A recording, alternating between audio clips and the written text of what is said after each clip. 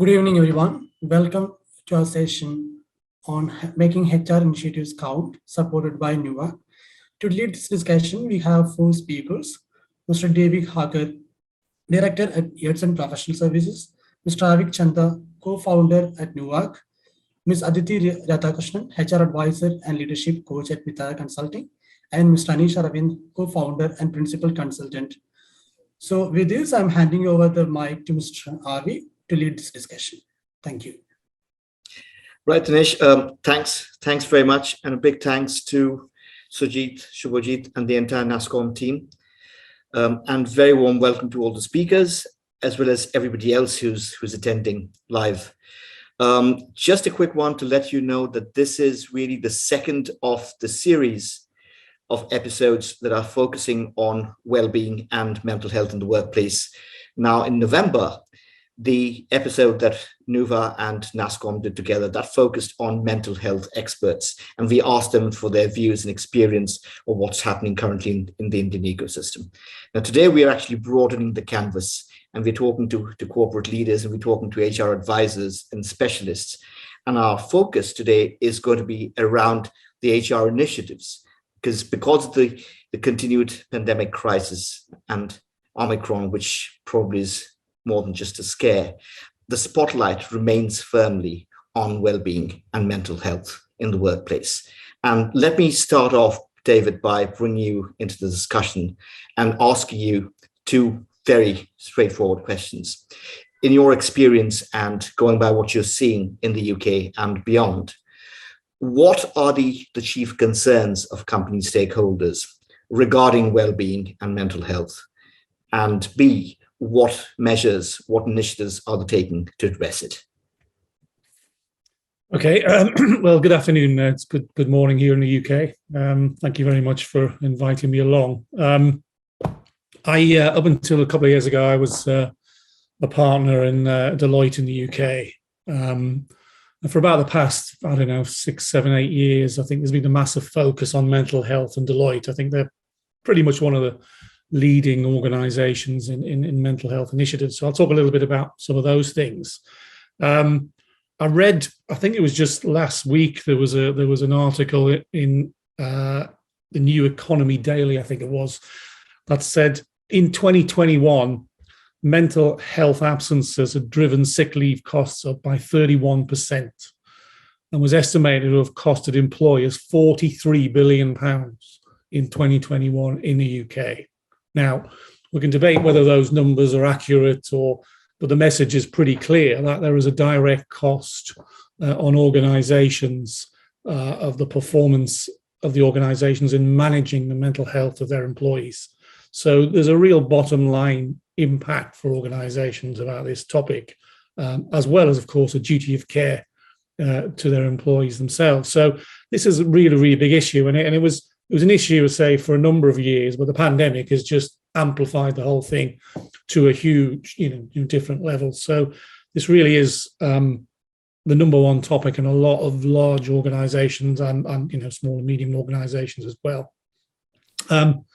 The thing that interests me, I think Deloitte, as I say, very much at the leading edge of some of this stuff. And they set up this year a global business collaboration for better mental health with some very big organizations around the world. And I was interested to read the kind of 6 bullet points of what they're trying to do. And I recognize a lot of those because we did a lot of them when I was there at Deloitte. So, we had massive increase in awareness with videos, with training for managers, training for employees. So the whole culture of mental health awareness had gone up significantly in the organization. We had support mechanisms place, mental health champions, support lines, information hubs, opportunities for people to talk. All of those things were put in place. And of course, they were very impactful. One area I think where worried me as a practitioner, because I'm not an HR expert, I was running a consulting practice in the UK, was how do you know it's working?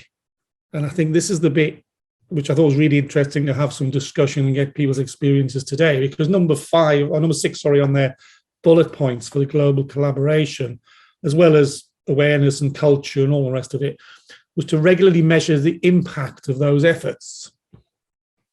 And I think that's the bit where left us scratching our heads a little bit. You can measure the impact of the things you put in place. So how many people were taking up the services that you were offering, how many people were using those resources, coming in and meeting with the champions, all of that sort of stuff. But it was almost, that was at the point where people were starting to recognize and have a problem. And I guess the best interventions are those that stop the problem happening at all.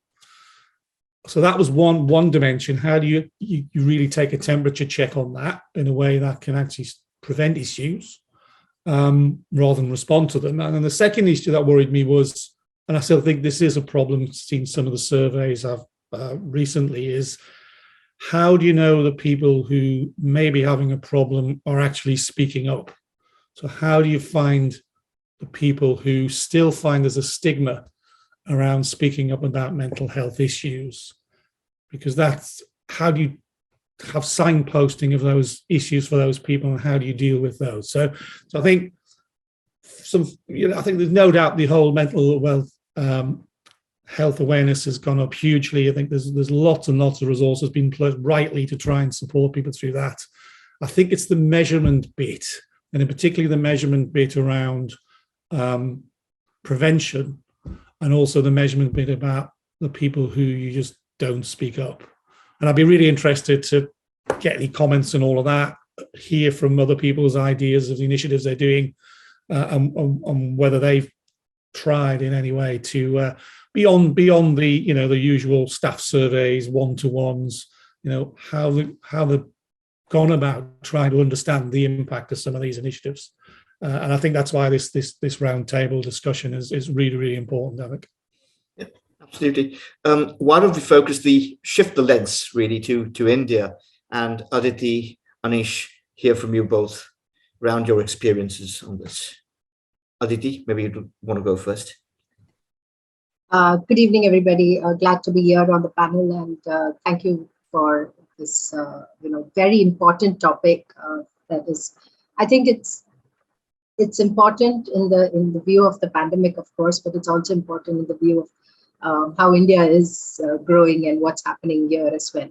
So I'm sure there is enough stats that all of us know about how on happiness index we are going downwards, and how the corporates are really struggling with getting this out, getting that awareness out, because awareness is a huge issue still in India, in my opinion. There is still stigma, and we don't have any policies around, marking leaves for mental well-being, right? So we still use our same leaves that is there for going on a vacation, or you have a fever. It's all the same. It's all clubbed together. So that effectively means that we really don't know who is actually going through problems and who needs support. That said, a lot of large corporations in the last 3-4 years have increased their spending on mental well-being, on overall well-being, but definitely on mental well-being. And this is a trend that actually, I think it started about 10 years ago in India, but really took center stage last year, right? When of course, when people are working from home, the pressures have been absolutely difficult for individuals to draw that work-life balance and these things. Plus, they also started really evaluating what is important in their life. And that's when corporates started realizing that if they don't do something, they're going to go completely out of the picture. Mm-hmm. So in my opinion, it's extremely important. Large corporations have started, smaller organizations want to, but there is a prohibitive pricing for a lot of the initiatives that are available at this point, which means that they can do up to so much. They can create allies, they can create supportive systems within the organization. But if they want to enroll into an employee assistance program, the EAPs, or they want to partner with mental well-being startups, it's not that easy for smaller and mid-sized organizations. And I'm talking about that because I primarily work in Kerala, and mostly with medium MSMEs, and I'm sure Anish can add to this view as well. Larger organizations, they're doing a lot more. They have it's still at a nascent stage in the sense, David, I don't think we have answers yet on how to measure, whether it's working, because I think right now the measure would be how many people are speaking up, in terms of, earlier we would have had 0, and now definitely the numbers would have gone up. So I guess the number of cases people are willing to come up and say that, look, I need a break, or I'm going through a burnout, or I have this issue. If those numbers are rising at this point, we should consider that as a positive indicator rather than a negative indicator of mental well-being. At this point, probably 10 years from now, we should see that going downwards. But at this point, I think that's the only measure we can look at as a HR perspective. I'll hand over to Anish to add his views, and I'm sure we'll get a chance to talk more. Thank you. Thank you, Aditi, and thank you, David, for setting the tone. I hope you all can hear me.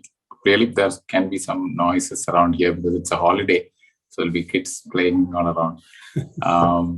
So I want to take a different path here. See, one of the reasons I had not gone too much into wellness as a thing in the last 10 years is because I see the marketers taking it around and moving it away from the real EAP or the depth aspect. And it is almost around maybe insurance companies and all are saying that, whereas the depth lies in what COVID has actually helped us to, I would say, shine a light on, if I can use that analogy here.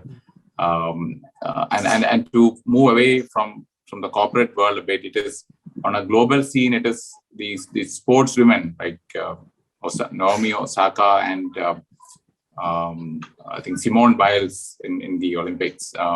They've see, when such cases come up, it becomes a global. We need global, and in people in India, in corporates are more globally connected than we really think what it is, thankfully, to the internet. So these are, I remember when these times I got questions from across organizations. I mean, HR people saying, hey, is this part of my, what should I do?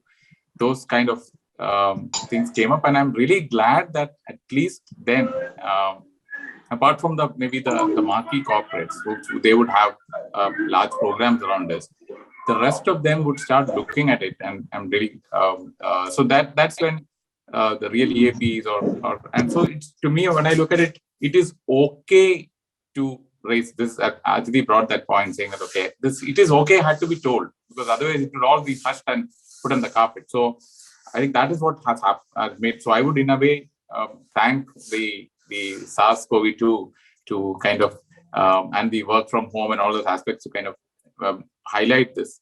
So before we get into measurement part, I would say that there is a lot of listening that has started happening now. Very, very important and listening is not just by the sound, it's all about observing as well.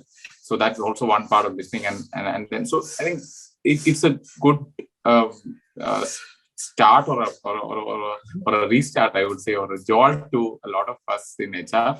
When I say a lot of us in HR, I'm talking about the majority, like 50 to 60%. And if I look at the exceptions, there are already good work happening. So maybe the top 10% of the thing in any sector. That's not the place I'm talking about. I'm looking at the thing. So I think pandemic really, really helped us to understand and look at this very differently. This is from India perspective, because I get a view from across the country with discussions and especially thanks to social media, when somebody posts something and how people comment on it and what are these reactions, help me connect and relate to this better. So I'm really glad that it has come up, and we'll go through the next step and have some thoughts more adding to what I see as huge possibilities. So thanks. It was a great honor again to be starting off with all of you. Thanks to Dinesh and NASCOM. Thanks, Avik and team. So really excited as we're looking forward to our conversation. So it seems that we have some of a broad consensus around the fact that be that in the UK or in the US or in India, there's definitely a greater awareness around not just mental health, but the fact that it can no longer be just simply swept under the carpet. David, why don't I go back to your earlier point? While it may be a healthy, and I'm using my words advisedly within quotes, a healthy indicator to have larger numbers of people who are availing of EAP services and programs, or even speaking up or approaching their supervisors and coming up and having conversation with HR, even online conversations. A, what happens to the people who are not speaking up? And B, I think it's fair to say that even now, most of the larger sort of EAP programs are still limited to very large organizations, multinationals. But if you're looking at smaller size companies, 20 people, 50 people, or 100 people, right? And who've kind of been reeling under the disruptions and the financial challenges all through, since last year. For them, for their entire workforce, for their talent base, what could be some of the measures that ought to be taken? What are you seeing in the market? I think the point Aditi made about, measuring the increase in people taking up those services is probably the best measure we've got at the moment. I think it's a very good one. This is a developing situation and a learning situation for everybody. And as I say, the initiatives were going on pre-pandemic, and they've just amplified even more. What happens to the people who don't speak up? And there's a big concern, certainly across the US, I think, and the UK. That's something I read was called the Big Quit, the Great Resignation. There's an increase on the number of people who are actually looking to leave organizations, and it's apparently a massive issue in the legal profession, certainly in the UK, where they are just getting up and moving, which is causing an almighty problem for recruitment and for, keeping talent and all the rest of it. So if the people aren't speaking up and they're getting themselves, apart from the worry about their own mental health, and they're going to get up and go, which is a massive loss to the organization. So I think that's the concern, and that's the difficulty in getting to those people.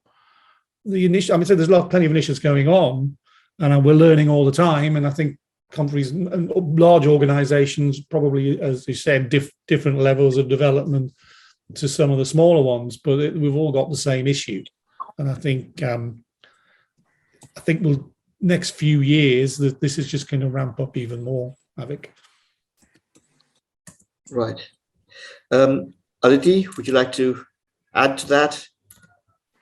I guess what I'm looking for is really your experience with clients, particularly in the last year and a half, couple of years. Yeah. What are you seeing them do on the ground? What are some of the challenges? What is it that they're saying? I think those would be insights would be really good. Yeah. So one of the things that I've noticed is employers are taking cognizant of the fact that the whole human being is coming into work. It's not like earlier where they would consider work is separate, life is separate. If a person has his personal problems, it's his problem. We don't need to get involved, or they're mature or adult enough to take care of it. I think that is slowly, employers and organizations are recognizing that it doesn't work that way. Even though by law you may be paying him for the day that the hours that he spends at work, in reality he's bringing all of him and her, or they're bringing themselves there. So that shift is happening. I'm noticing organizations recognizing that there is a change in how we treat people, and of course we can go on hours about motivation and Industry 4.0 and things like that. But that's also accelerated this recognition. You can't motivate people with just simple things like having some fun at office. That's not the right way to get people happy at work. So that I think that's a big thing. Second thing is training individuals who interact with more and more people, right? So you need, within the organization, you need empathy partners. You need people who understand what mental health is. Although, like David was mentioning, it's an ever evolving thing, and we're still understanding the neuroscience of so many things there. Still, to the extent possible, I think we need to start training more people, building more awareness on how to listen. And like Anish was saying, listening is not just hearing, but also observing. And HR analytics can play a big role in this. And I'm seeing now that there are organizations bringing in HR analytics to measure things that are not that easily measurable, bringing in a couple of different perspectives and then throwing it out to you that, look, maybe there's something here that you want to look into. So these are some of the trends that I'm seeing. I think it's a positive thing. But at the same time, I'm also aware that organizations are undergoing immense pressure. The demand is far higher than the supply, whether it comes to talent or whether it comes to customers wanting more from them. And naturally, when there is that kind of prioritization, sometimes these things fall through the crack. And that's where HR professionals need to step up and say, this is as important as us meeting the quarterly targets. So that sort of change has to happen. It has to be pushed, and it has to be and I think forums like this kind of give that importance to this whole thing, because it could very well be just something like the season. Right now is the season to talk about mental well-being, and January suddenly everybody can forget about it. It shouldn't be that. So that continued focus is something that I worry may not happen, and we need to keep that flag flying high. Yeah, absolutely. Thanks, Aditi. Anish, why don't I go back to something that you said earlier? Before we talk about measurement, let's also talk about conversation, particularly when we're talking about listening, right? Active listening or empathetic listening by HR, by the stakeholders, by the company leaders or supervisors. In your experience, right, and in your association in current projects with clients, what is it that you are doing? How are you advising them? What's your methodology? How are you going about asking them or sensitizing them about the urgency of this, and what do you see happening on the ground? Yeah, so to me, when this started coming up, I gave the context in the last part. So when this started coming up, what I've been telling them is that it's going to be a joint journey. The HR will not have a regular touch points with the employees. However, the supervisors or whoever is in the work team, whether it's mostly I work with IT SMEs, so it's all maybe the mostly agile based or Scrum based organizations. Most of the work, even the non-IT ones are also moving around that line. So in their they're there for a particular part of work, right? They all come together and form an organization because there's a purpose to be achieved, whether it is software product or service or a hardware thing. So to be when there's any change that happens in the what would otherwise call as a work routine, it is always going to be the immediate connector or the person who grants the work or allows or maybe approves leaves, and those are the people who would see the difference, right? By the time you get a weekly, or I don't know I know very few companies who have a weekly HR pulse happening now. SMEs, I try and get them to that space, but it is usually quarterly or monthly is very, very good in that. So by the time the HR comes in, and these are things which can go really, really wrong in a week or two. So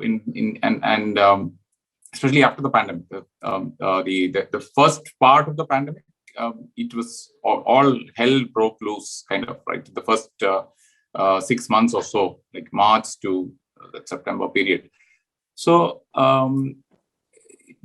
so my thought was to see and watch closely so that you see a early warning signals on these, and then rise it up to maybe in a forum that we have. And technology really helped, because these folks are all on WhatsApp or Slack, and also some of these changes can kind of bubble up quickly when they know that this is the purpose. So that really helped. Sorry, let me interject there, right? So I have a question here. So let's say I'm talking about a typical tech company, right? I've got 100 people. I'm a manager. I've got 20 people reporting into me. Otherwise, an out-and-out people's person. I take care of my team.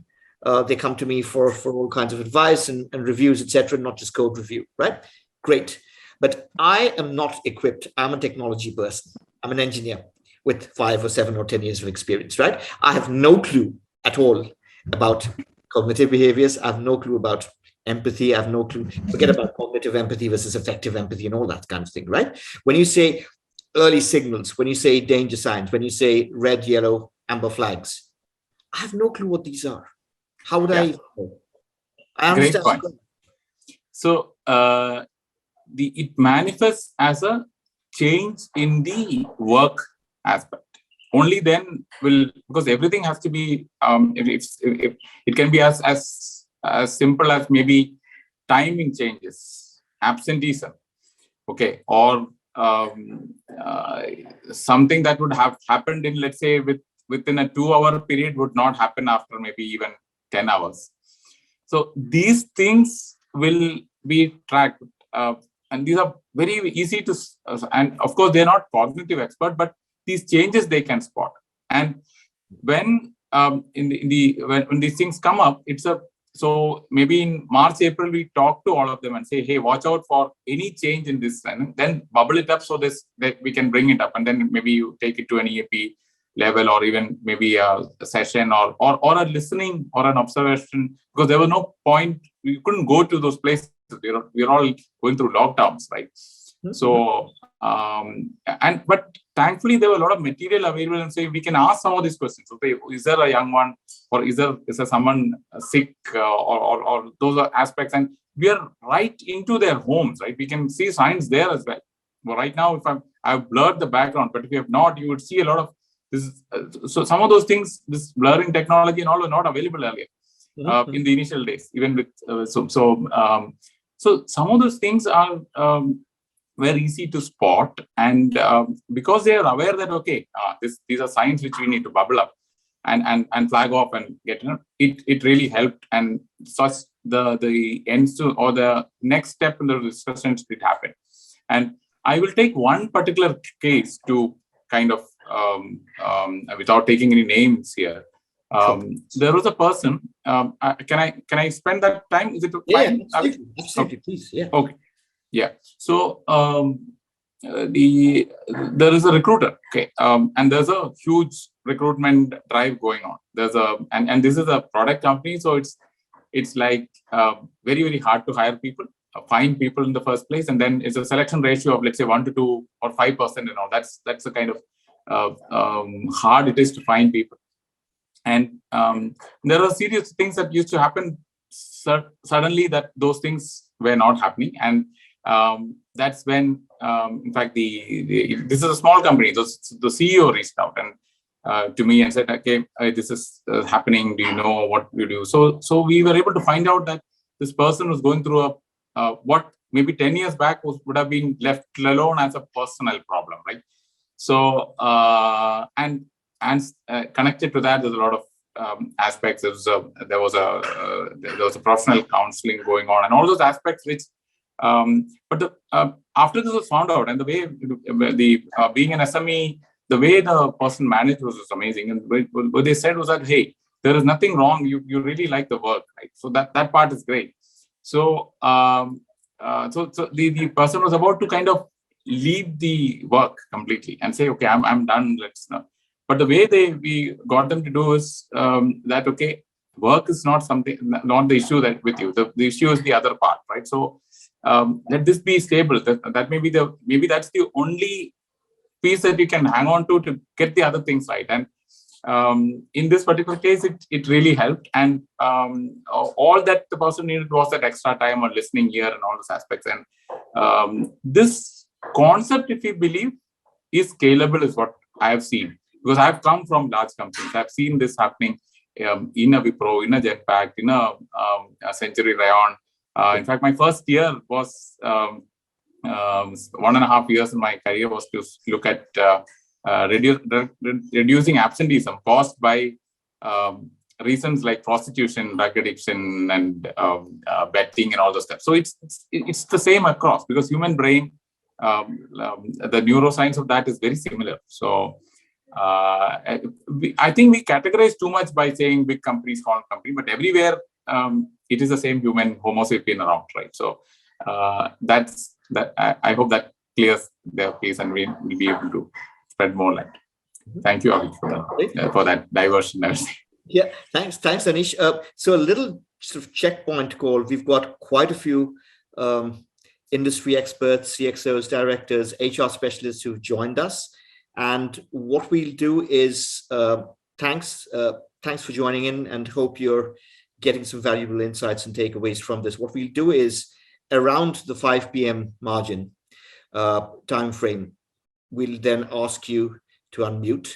And what would be really great is if you have questions up until that point, just use the chat box, right? And you can start doing that right now. Use the chat box to ask your questions, because we're going to go on till 5:30, and the whole purpose is to have as many questions put to the panel. And at that point of time, if you just raise your hands, then I can ask you one after the other. That way we're not talking over each other. And then we can just have a few questions or comments or observations. And we'd also love to learn from your experiences as well, right? So David, let me come back to you. And in the earlier question that I was asking, Anish, I did the example of an IT manager who would necessarily not be equipped, not know how to look for those warning signs around depression or stress or burnout, etc. But in a larger sense, the same argument possibly works for HR as well. So imagine an HR generalist or an HR manager. That person knows career progression, knows balanced scorecards, knows the in and out of talent acquisition and all that, coming up through the ranks. That person is not a trained organizational psychologist. Forget about a certified counselor. How is HR per se, right, going to be equipped to be able to deal with this at this kind of a scale? I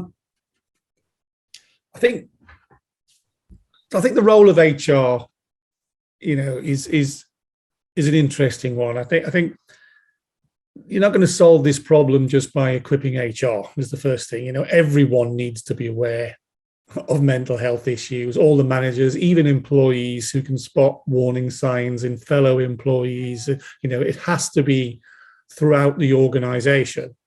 I think the role of HR, for me, is to try and put those things in place. So, they've got a great opportunity to try and put the various initiatives in place to make sure the awareness sessions to do, there's a growing amount of materials available which can be used or online, etc., and being pulled down and developed and used within organizations. And I think HR can take the lead in doing that. And it's got to have the support from the very top, of course, because it is something that has to, pervade the whole organization. If that means HR appointing people in HR who are going to specialize in it or giving general awareness, both of those things to HR people, but I think they can take the lead. But it's only really going to make an impact if you make everyone in the organization aware of it. And it is, I think the point made earlier about recognizing that the whole person is coming to work is a really interesting one. I've been around this game for a long, long time. So I can actually remember a manager telling an employee in one of the first organizations I work in, don't bring your problems to work. That was a direct quote. Well, that is a total misunderstanding of the impact that, of course you're going to bring your problems to work because you're a person who's got a mind full of all sorts of things. So I think recognizing that what you've got is a person, the whole person is a really positive step forward. And I think that means that managers and fellow employees, etc., have to take an interest in what's going on in people's broader lives than just what's happening at work, more so than you would do out of just normal curiosity. So how do you spot the flags? I think the point Anish made was actually sometimes they're fairly obvious to someone from the outside. So what you need to be able to do is to, everybody has bad days at work. When people start having more bad days than good days, there's clearly something going on. And I think anybody working with people can spot that. What they've got to have in place is initiatives that allow somewhere to go and something to happen to those warning signs. Because at the end of the day, although we can, yes, corporates and organizations have a duty and also a positive ROI incentive to sort and get this right. The problems are often within the individual. So you've got to treat people as individuals because they're not all the same. So it's a problem that's with us. It's just been amplified. It's been with us for a long time. I think it's just been amplified by the pandemic. So I think HR can be, with the support of the chief executives, I think in the organisation, the senior executives who've have got a great opportunity to try and lead the input of that learning and those initiatives into the whole organisation. But it'll only really have, it's not an HR problem, it's a whole organisation problem. Right. Aditi, Anish, it'd be great to have your views and experience around this as well, Aditi.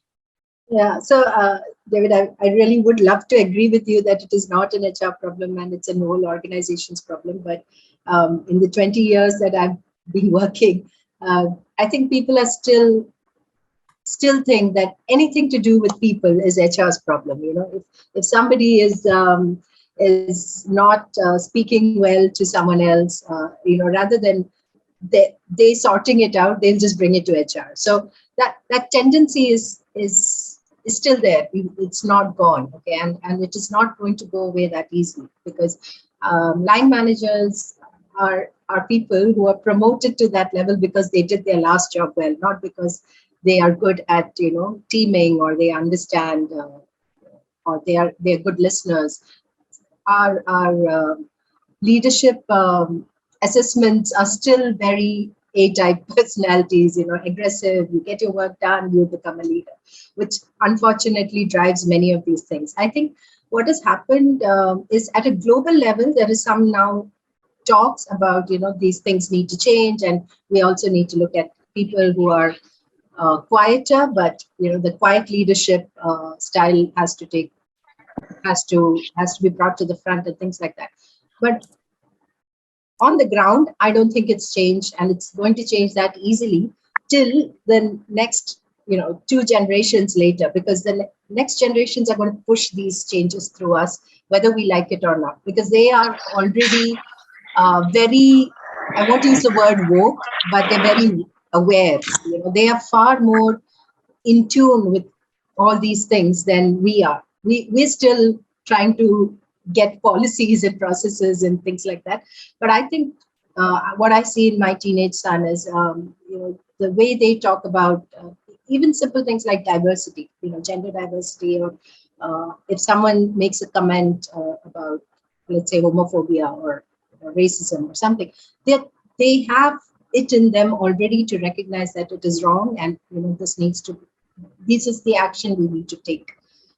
So I think it will take at least 2 generations for this. When those generations become leaders, or when they start running the companies, it will change. But till then, unfortunately, it is still in on HR's table.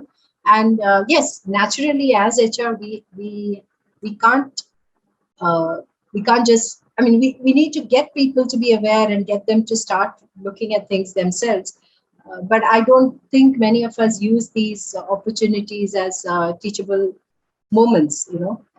What happens is something happens, we take it up as a transaction, finish it off, and close the case. We don't then go back to that leader or that manager and say, what would have happened if I wasn't around? What would have happened? What is it that you could do? So I don't think we are taking that level of proactive training. I mean, that's what is possible in smaller organizations.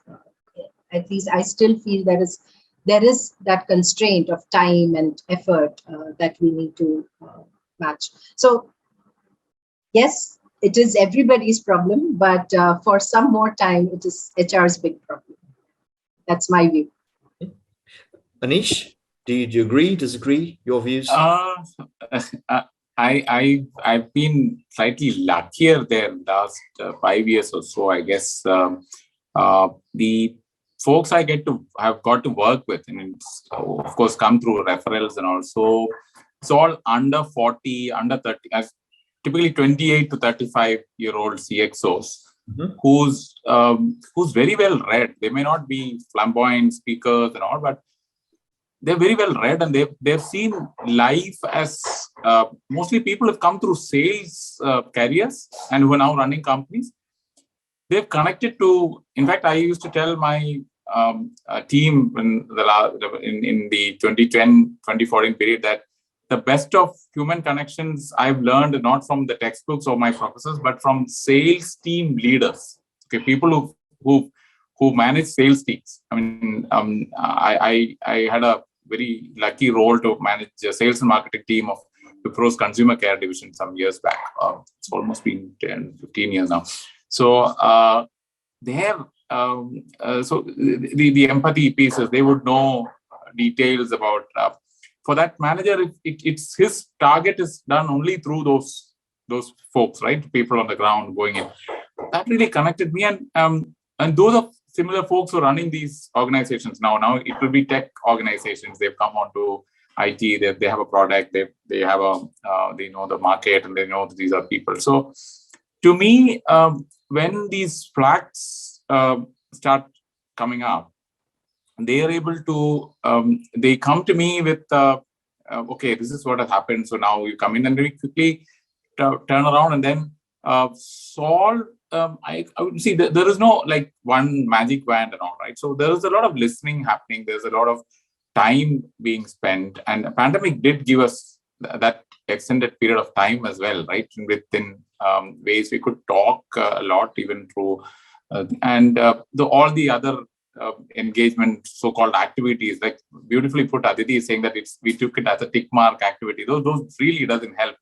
To in fact those and we do. I mean, from a very ballpark, all the engagement activities, only 20% of people really take part. The others are just going through it. Okay, this is because HR is doing it, and HR has got a lot of brickbats. You will see all these trolls about HR. You will see how it is perceived. So imagine them realizing. So you will need to really go in with. And one aspect I want to bring in is the way, and these CXOs push me to connect to science better. So they would know like things about. I mean, there are people who, let's say, an example of vaccinations. Right? I mean, lucky in Kerala and South, there's not much of an issue, but those are simple things. And when from the rest of the country, we've so vaccinations, yes, and connecting to relevant information because a lot of change is happening. Right? Say a new variant coming up, what to do now, what aspects. So these. Those really had helped, and even this listening, there is a science now on going deeper into the aspects and connecting to it. So I guess I've been lucky on that aspect. So it has really been a joint job, joint role pieces there, and the small size at this point helps, I guess. But I think the concept is scalable. Because whether it's a large company or a small company, it's going to be one manager to, like you said, to 15 or 20 people, right? So those things can be spotted. And see, if you know that you're looking for something, only then you will find it. No? So, you know, there is this thing there, okay, there is a signs of, these are the early warning signs or something like that. There are cases where, man, oh, this is happening. Do you think it's a sign? That is also something which we can go further. So it takes a lot of, see, I'm simplifying a lot of it, but because of the short time. But yes, that the depth is what really matters. So, great. And Anish, we've got about 10, 12 minutes before we open it up for questions and comments from the audience, from participants. Why don't we go in reverse order? And I just wanted to pick up something that you mentioned, but we haven't discussed this yet, and that's the entire aspect around measurement and assessments, right? So, which is something that you pointed out right in our first question, and you said, there is this entire aspect when we're talking about measurement or assessment of well-being or mental health. And because a new set of competencies really has come to the fore. And therefore, what I would tend to think is something that, was in vogue 30 or 40 years ago. And many of the traditional psychometrics or surveys come from that kind of a time period. Whereas what we're looking at right now is how high are people's anxiety levels? What is the level of resilience in the workplace? How future-minded are people? How hopeful or optimistic are people? What's the level of social or emotional intelligence or empathy that managers are displaying? Right? Just mindfulness, for instance, just to name a few. How do you see the question or the urgency imperative around measurement and assessment of these behavioral competencies? In the clients that you're working with, and B, sort of overall sectorally, and then we can go in reverse order. You go first, and then Aditi, and then David. Okay, so measurement absolutely important, because if you don't measure the effectiveness, you really don't keep learning from anything that is happening. So my piece has been, and these are again very, very soft kind of stuff, but what I would recommend, and this is from experience, is that if you link the wellness pieces to a business goal again, because I gave you that example, the recruitment is the business goal. So if the person who's managing it is not, let's say, mindful or connected and bring his or her full self, the target suffers, right? So if you keep maybe another psychometric test to run through, right, in SMEs or even any company, wouldn't have to have, not when this is happening, not in a pandemic situation, maybe even in a steady state when nothing is there, then we could run all this, and maybe that happens while coming onto office, or maybe you put those as nudges in the reception, and you find okay, who's keeping all that aspect we can do. That is the science I'm talking about, nudges from the behavioral economics pieces, which has been around for 20 years now. So there are companies which are already measuring these. So in such areas, what I recommend to a lot of HR people is look at what the top 2 to 5% are doing across any sector, and then take that concept and customize it for you. So they would already have figured this out, because the first time behavioral economics got a Nobel Prize was in 2000, yes, Daniel Kahneman. So it would have been for studies which have happened around behavior, including brain science, for the last, it would have taken last 10 or 15 years for the Nobel Prize to kind of come in, right? So that means we are talking about 30, 35 years worth of information available for anyone who wants to track and then try to measure. So whoever is finding tough to measure, they are maybe using 1970s or 60s kind of methodologies on motivation stuff to be able to do this, and these are changing. So to me, I'm a very confident believer that this can be measured, and these are results which are, see, if somebody wants to bring the whole self to work, the person has to be really, really connected, or else the work doesn't happen. So you measure the work. And if the person, and we are very far from getting IT jobs done by robots. The processing, yes, RPA. I also run our RPA team, so that part is there. But those are rudimentary stuff, or it's the repetitive, routine, yes. easily replicable Correct. part of it, easily automatable. Anything cognitive, we need humans now, even now, and we will continue to need humans. So we need to look at those aspects. So those are my take. I'm sure that Aditi and David Aditi, want to add. what do you feel about this? Yeah, so while Anish was saying, a couple of thoughts crossed my mind. One is, yes, definitely, I find the new age CXOs are very keen to see how to measure, how do we find out in advance whether somebody is needs support, or, somebody can do certain jobs, like you said, resilience, future-mindedness. They have that need. But honestly, I haven't yet, or, in my research, there is no defined solution yet. I'm sure it will come through, because as more people ask for it, I'm sure the research is on and it will come through. But on the other hand, I'm wondering whether this will become another reason for us to become less inclusive, because we will filter out candidates who don't have the resilience and the future mindedness, rather than supporting them to develop it. So if we go through the growth mindset perspective, we should ideally say, doesn't matter, you don't have it right now in truckloads, but we'll help you, that sort of thing. So if we start measuring at the recruitment stage, we might lose out on talent just because they can't see the future yet. They've not been groomed in that sense. So just a counter thought that came across, whether we're really equipped to do that sort of filtration at a recruitment stage, because as such, there is no real assessment tools available immediately. That is, there is, but it's not widespread. So from that perspective, and the second is whether it is the right thing to do from a moral perspective. I mean, to be honest, right, Aditi, I would have less of a problem figuring out tools across the board that have stood the test of time or have been standardized or validated as recruitment tools. I think the bigger challenge is what you pointed out earlier. I think it is less of a problem evaluating individuals on resilience. I don't think that is the challenge. The challenge is I'm using that as a weapon for exclusion, as a lever for exclusion, instead of saying, look, this is a really good person. The resilience level seems to be a little low at the moment. Maybe there is a case where I can bring the person on board, or for existing employees as well, not marginalizing them, not discriminating against them, right? Let's not even talk about recruitment. Let's talk about existing employees. True. Tools exist for you to be able to manage or evaluate, sorry, not manage, but evaluate in the workplace. How are you using the data? Are you using the data saying, all right, this so-and-so, Avik is burnt out, he's not resilient, and therefore I can't ask him to take up this new project?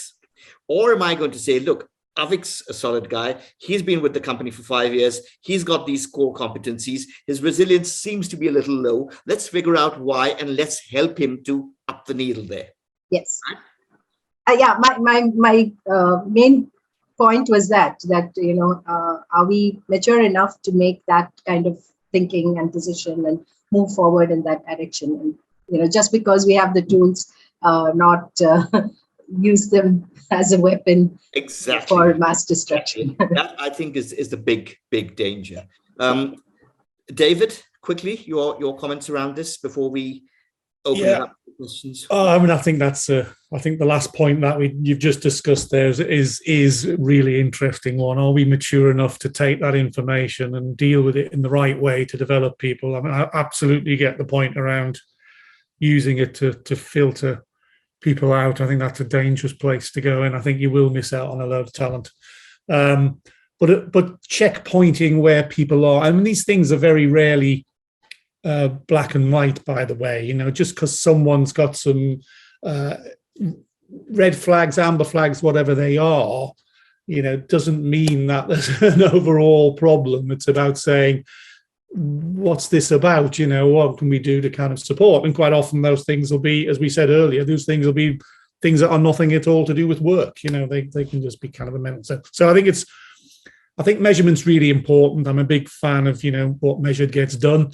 But it does come with a health warning that, as said, you need to be able to interpret and use these results in the right way to have the right interventions to support people deal with those issues and not to suddenly see them as some kind of weakness. Because, you know, the other thing, my experience with you know, I worked in the industry for a long time, and, you know, and there'd be times in my career when I probably was going through that sort of problem myself. It wasn't terminal. It was something that I was going through the point. I needed some support. I was having a very difficult time on a big project. I think the interesting thing was I didn't actually recognize it myself. It would have been quite interesting to have some feedback on me really at that point. Looking back, I recognize I was going through a pretty stressful time, and some of the behaviors were probably driven by that stress. So it's actually, you've got to have a level of maturity to measure. Measurement is important. I think it's important for the individual, for managers, and for the organization. And I think these millennials that were mentioned that are going to come into the organizations much faster than 2 generations. That was my only point. But and I think it'd be great if they're driving that change. So I think measurement is important, but I think with care, I think is a very, very good point. Right, exactly. We've just gone over the 5 p.m. mark, and what I'd like to do is just invite anyone who's attending to just raise your hand or unmute or put your question on the chat box, whichever works. Yeah, I'll just give it a minute because I haven't seen any questions coming in on the chat boxes yet. So folks, if you've got any questions, just raise your hand. You can unmute and just ask your question. Or it might not be a question. You might have a contra-view or a different kind of an experience that we can discuss and learn from. I think that'll be very useful.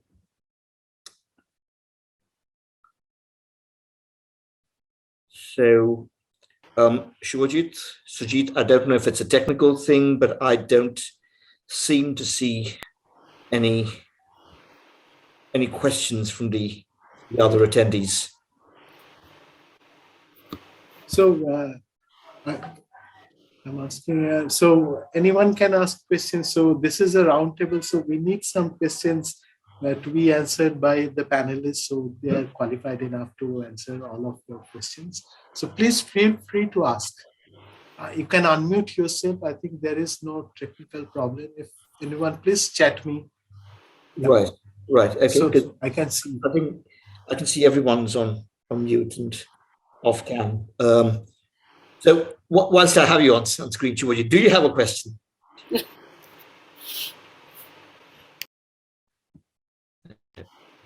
So yes, Reena, please carry on. I have a question. Avik, I have a question for you. I'm Reena. Hi, Reena. I work with corporations to transform skills in their team members for holistic growth. So my question to you was, you mentioned that HR and managers are not mental health experts because so they are unable to read the early warning signs. Mm-hmm. I believe that if they are trained in empathy, I mean, some people are empathetic and some people can be trained. I believe that they will be in a position to actually identify the early warning signs. So I would like to understand why you believe that technical heads may have a challenge. Mm-hmm. So let me just clarify. Great, thanks for your question, Reena. So my point was, technical people are naturally equipped and academically equipped to deal with very, very tricky technical or technological situations. That's their training, that's their background, right?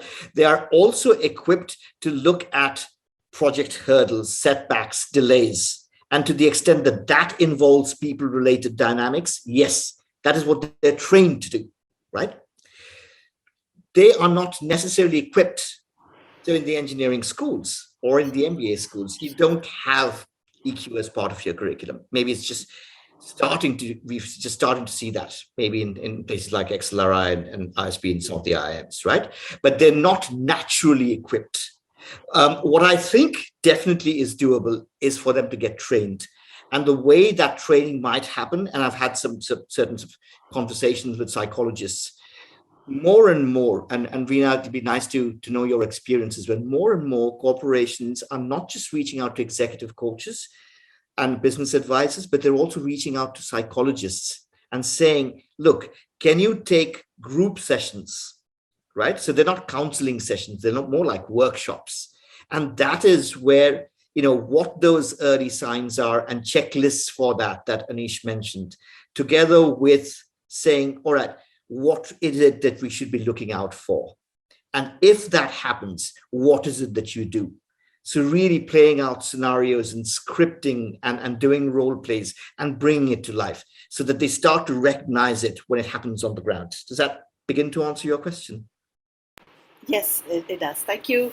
So in fact, Avik, I'd like to add an example here, if you're okay. So I think this was about 6 years ago, in the company where I was heading HR, we did bring a psychologist, and we got him to do an assessment, a psychometric assessment, the traditional big five, but of course, mapped to competencies and things like that.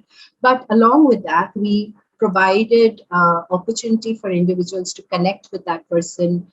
This person is a psychologist as well as an organizational development certified individual. So connect with him individually for 2 sessions, and I did see that opened up a lot of things that people had bottled up and could not share with anybody in office.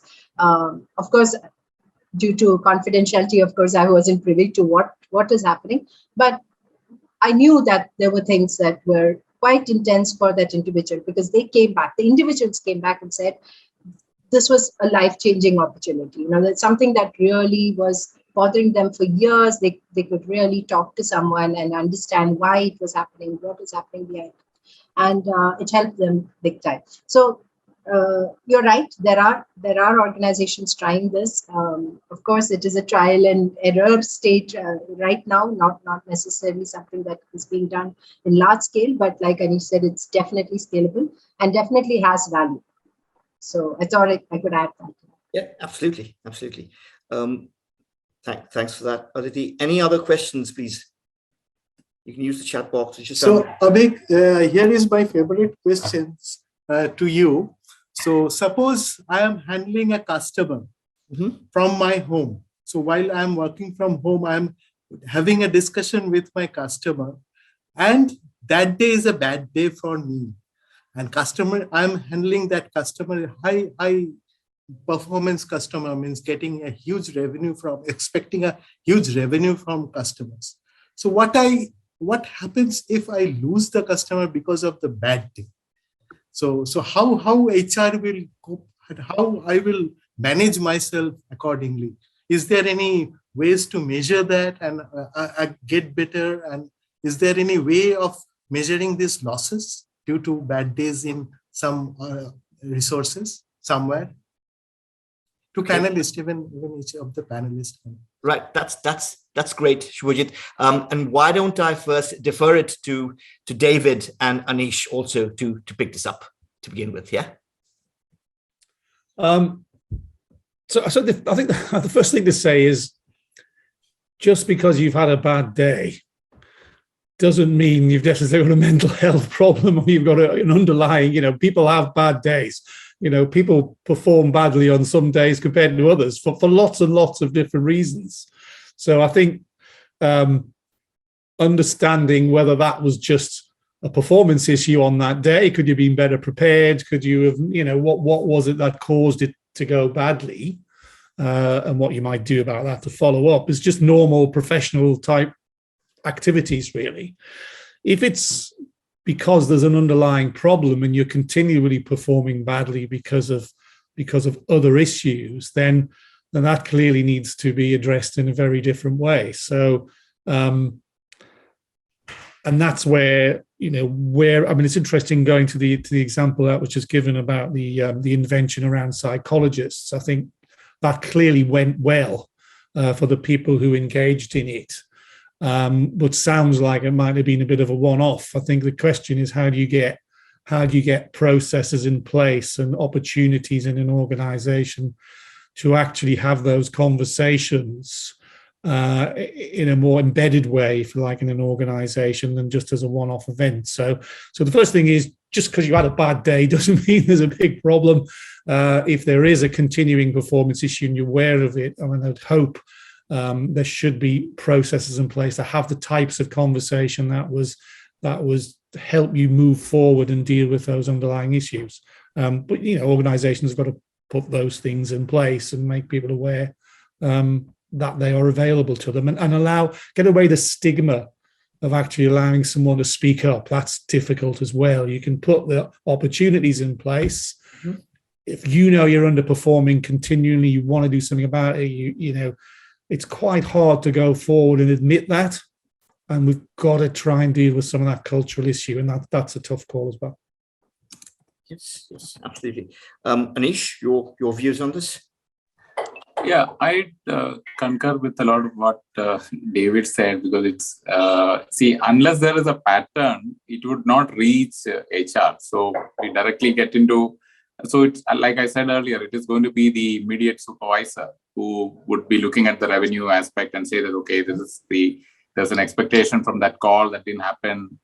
So how do we really connect it to that particular bad day? So those are, that's where it is a thing. So it is the depth of that understanding that will take us to, maybe there's a remedy required, or there's a design around connecting it. So one way, I think my miss saying this is that, you talked about future-mindedness, right? So if you look at future-mindedness in itself, and if you want to, you covered resilience part well. So what is future-mindedness? Even understanding future would require interdisciplinary knowledge, right? Mm-hmm. Not just let's say if you so that's going to be around gathering knowledge from different spheres and then coming in, and then if we know that, okay, that is required for this, maybe this customer call, there are the knowledge from 4 disciplines that is required to solve the problem and then get the customer.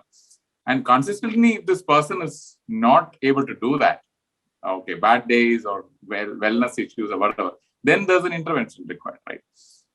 So typically, if there's an experienced employee, then and with I think it was really out to the point of what empathy would come in from the leader saying, hey, this has been a exemplary performance of so far, excuse me, and then this is so it is our thing, and if somebody would have, there's the potential as well. So there's something wrong here. We need to kind of check them.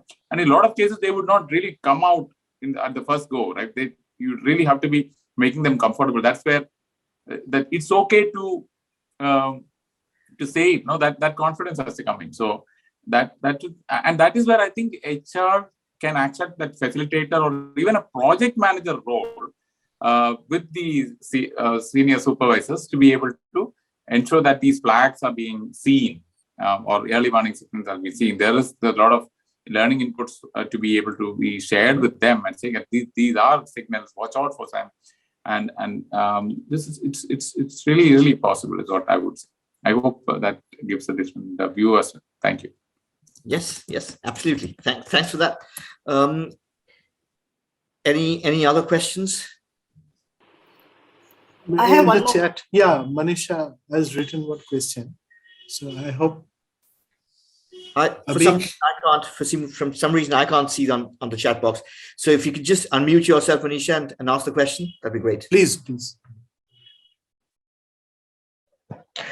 Yes, hi, I'm Minusha.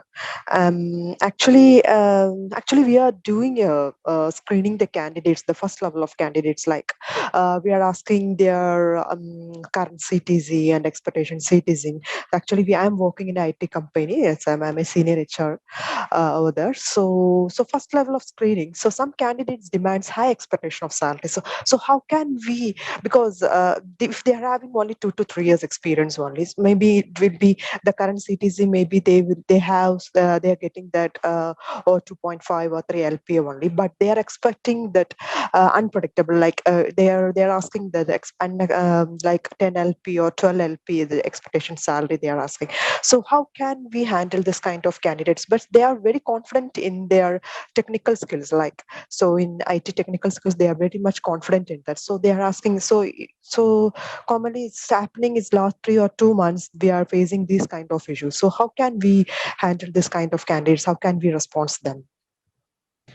Okay, I think gone a little bit beyond well-being and mental health into a talent acquisition question. But maybe Aditi, Anish, quick take on this. What happens when you do this? Aditi, do you want to go first? I mean, go ahead. Go for it. Okay.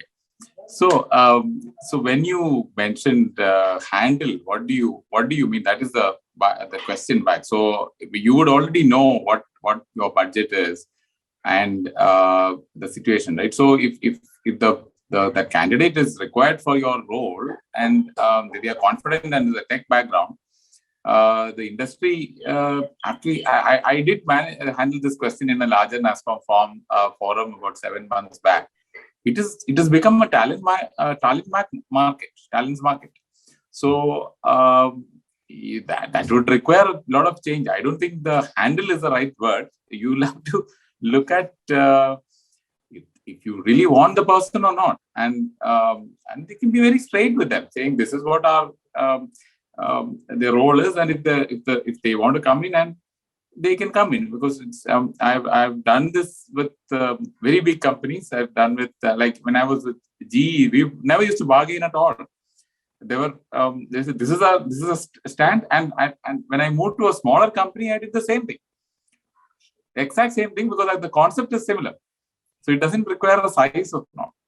But like for in the case when Minusha, there is a value that you're giving by hiring that person. If that person doesn't see the value, then there's no point hiring him anyway, him or her anyway. So that will be my take. I don't think there is a copybook style of handling such candidates. I hope people don't go about Googling those kind of stuff. But that will be my take, because we are doing it for a business. There is a cost, there is a budget. If they feel they can come and add value, and it has to be a two-way street. It is not a two-way street. Earlier, it was like, I'm giving a job, so they should go with that. That's how typically it's been. So that's my take on it. I know it's really away from, as you said, away from wellness. Yeah, but sure. But yes, interesting question. Aditi, David, I mean, you've done like huge numbers of acquisition when you're with Deloitte and also when you're running your own firm. Have you ever come across these kind of scenarios, and what would you do? So I'm not sure. I think the question I heard was around salary expectations and expectations coming into the organization. I think over the years of running a big consulting practice, one thing I can say for sure is the salary expectations of employees always exceeded the available budget. That was just kind of a matter of fact. So, and quite often it was warranted, because we had some amazingly talented people. I think there's two things to deal with it. One is, you're coming into an organization, there'll be salary policies around those roles, which will be hopefully managed on an annual basis. We used to do a lot of benchmarking of salaries against the competition, etc. So we understood what those salaries looked like, which is also a useful way of pointing out that we're being fairly well rewarded in terms of market forces. I think the other thing, though, is to understand what the progression looks like for individuals, because it's not just about salary. The salary will flow, I think, as how do you develop people? What are the opportunities within the organization? As we said, there'll be a budget for the role that you're bringing in. It's up to you whether you take that or not. Hopefully that's been, stands up against the benchmarking, but then here's the opportunities for development for you within the organization should you perform. At the end of the day, it's the individual's choice whether they take up the opportunity or not. Aditi? Yeah, just a very quick thing. I think the fundamental problem is we're in India and especially in IT, we're still stuck looking at what is your current CTC. It has zero value. You have to look at what is it that they bring to you and what is the budget for that. I mean, we ask the current CTC, which is, and then we try to use that, or 40% of the current CTC, 30%. But I think it's a useless measure, especially at this point of time when candidates have used their notice period to negotiate and renegotiate. And, there's a case recently where there was a candidate with 8 lakh CTC. The other company, 8 lakhs offer, the other company offered her 9 lakhs. She came back with a 10 lakh from the original 8 lakh person. So this is just that sort of thing. So if you're going to go on C2C, you stick by your budget, like Anish said. What is it that you can provide maximum, and what is the purpose that you are providing to that person? So if they don't connect to that purpose, it is just a very temporary transaction. Anyway, they're just going to use this interview to check, how much is their worth and go with that. So this current C2C business, that's the problem. Don't go by that. Go by what is it that you are going to get, what value are you going to get from that person. Unfortunately, I know that HR in small organizations don't have access to that kind of information, and if they ask, they're not provided. So that creates a lot of problems. But the reality is the current C2C has no value because there is so much. There's a huge range. There is no real market data, because you can get somebody doing the same job for 2 lakhs or for 20 lakhs. Maybe I'm exaggerating the range a bit, but the range is there. And so that's my view. That's it. Okay. Right. Avik, I can add an example of a case which my this Gen Next CXO did. So I was a co-interviewer, and this candidate was asking for this kind of money. And of course, I did have a fair idea of the range, but I did not know a complete idea of his need. So it's actually it's the CEO who was with me on the call. So I mentioned, and after the call, my thought was that, okay, I think this person is asking for too much. So this is not the range, because with my experience in this market in the piece, I said, this is a way too high. Should we look at it? And the question came back to me he asked me also, how long do you think this person will stay with us? There was a question back to me. I said, I think he would stay for about 18 or 24 months. So then the CXO said, I'm going to pay him that amount, Anish. I said, why do you want to pay him that amount? Then so he told me, Anish, if he stays 6 months with me, I will earn this amount. Okay, so that amount was like 4 times more than what this person was asking. So this is that is what I was trying to do in the previous example, and say that, okay, this is what we need to be aware of. So once you do that, then there's no hiring problem. So we need to be able to assess the worth of the person on that. And we have many methods. There is Stack Overflow. Assuming this is all tech jobs, there is Stack Overflow, GitHub, and all of aspects where you would know whether this guy is really serious. There is the portfolio of things that the person has done. It's really, really skilled. And what you need to do with that skill. If you don't know how to use that skill, then there's no point. You can't say, 6 months, I'm going to make that money. So then the whole problem is turned upside down. So I hope that example clarifies. I may have used a lot of other words, verbose in the past. My apologies. Thank you. Lovely. Thank you, Anish. Shubhajit, you were saying something when the question was put forward. Fine. So anyone, please carry on. But we need to.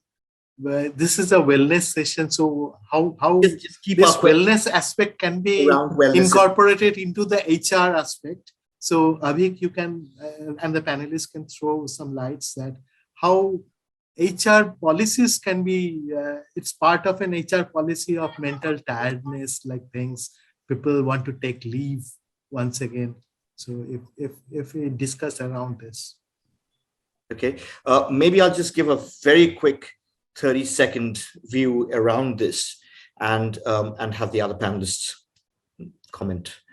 Let me start by saying just paraphrasing what Aditi said earlier in the program, is one of the main challenges around HR policies is that we don't necessarily have clearly documented written norms around mental health, mental wellness, emotional well-being, etc., and how to address those problems.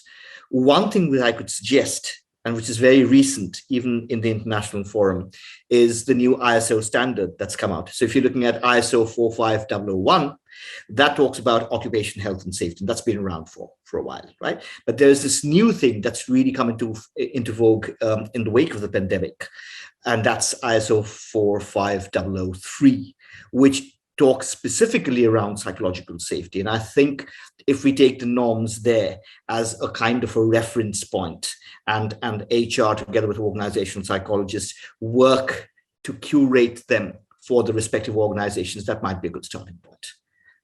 But Aditi, Anish, David, your views.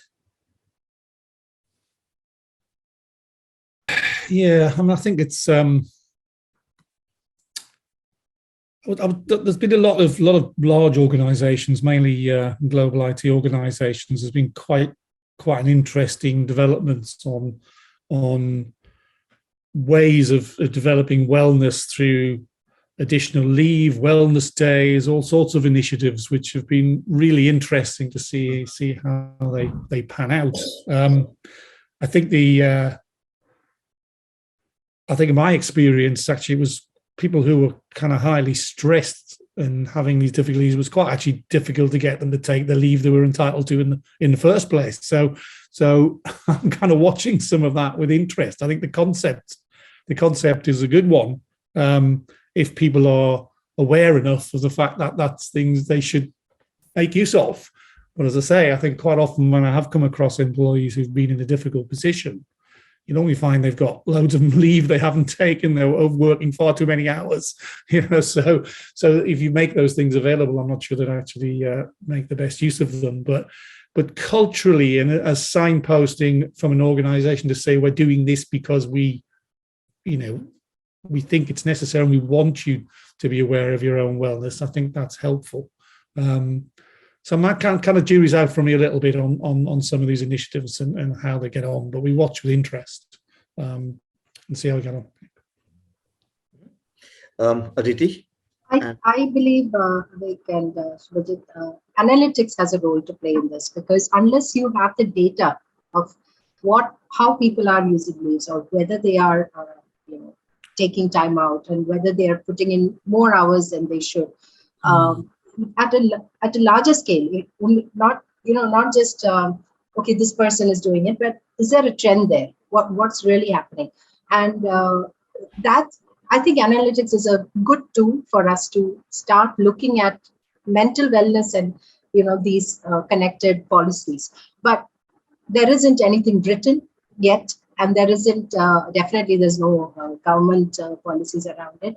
And organizations, thank you for bringing that up, psychological safety point. So in India, even insurance companies have not come around to that fact about mental wellness. They still look at your other dynamics of your blood pressure and your heart and those sort of things. But we know that those are not the things that add to your mental wellness. It's sleep. It is how well you eat, how much exercise you have. All those contribute to mental wellness as well. So from policy's perspective, I think only way is to have analytics to point out the loss that the organization is making by doing this. By pushing people to the extreme end. I know organizations are under pressure to deliver to their customers. There is immense pressure, but unless somebody holds up the flag and says, look, we are doing the wrong thing here, it's not going to change. So that was the main point I wanted to add. Okay, great. I'm just keeping a quick look at the clock here, and we're coming close to the end of the scheduled time. So maybe I'll just take this opportunity to thank all of you for joining this conversation, and I've certainly got some takeaways as well. And maybe this is the start of many more conversations and perhaps even working together. Thanks also to everyone who's attended, and we are hoping that maybe you want to come back to the recording of the session, and Shubhajit will later send out a link for this. And to the extent that you want to reach out to any of us and have questions or have conversations starting off on the basis of this discussion, that'll be great. And Shubhajit or Dinesh, from a NASSCOM standpoint, you want Yes, on behalf of NASSCOM, I want to thank each and everyone for joining this session. And it has been a really fruitful session for understanding and at the organizational level how we can work with these situations. So thank you, Mr. David Harker, Ms. Aditi, and Anish, and Avik for joining this session. It was really fruitful, and thank you on behalf of NASSCOM, everyone, for joining this. So thank you. Thanks very much. Bye for now. Bye. Bye. Thank you very much. Enjoyed the discussions. Thank you.